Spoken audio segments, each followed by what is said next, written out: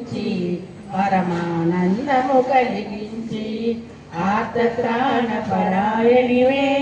అద్వైతామృతవర్షిణివే ఆదిశంకర పూజితవే అపనాదేవి రావమ్మ విష్ణుపాదమున జనించి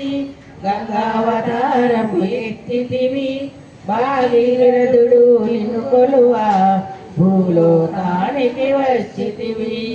ఆశుతోషుని మెప్పించి అర్ధ శరీరం దాచితివి